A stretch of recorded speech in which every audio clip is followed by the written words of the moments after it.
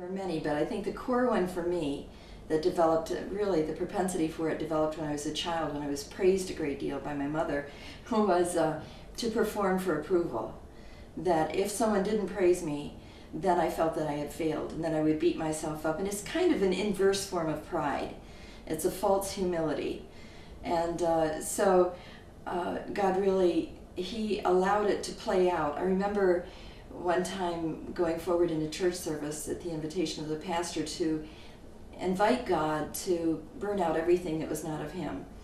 And at the time I thought it was so spiritual, so I thought, I'm going to run to the altar and I'm going to ask Him to really purge my heart of anything that's not of Him. And I was the only person out of 500 people that morning who was stupid enough to run down and ask God to do that. But I did. And then in the next 9 months, He showed me what was in my heart, the selfishness, the ways in which I even used ministry to promote myself.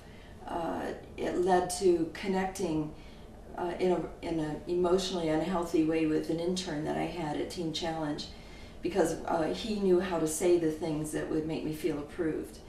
And God took me through a severe breaking point then, as He showed me what was in my heart, that it could actually go to the place where I would sell myself, in a sense, way beyond what I knew was right, in order to get the approval and the praise that my soul, I think, craved.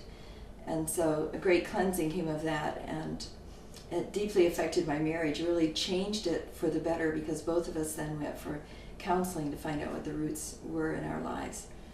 So yes, performing for approval was a big thing, but it's really rooted in pride, that everything revolves around yourself.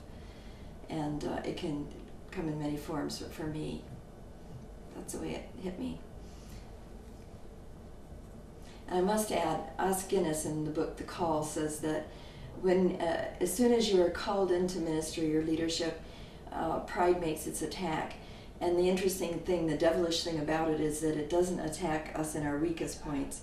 It attacks us in our strongest. And people of noble mind, in other words, we feel called to make a difference in the world for the sake of the kingdom. We are very easy targets for that, and the enemy will attack us in our strongest points, our noble mind, and take us down through that in a very perverse way.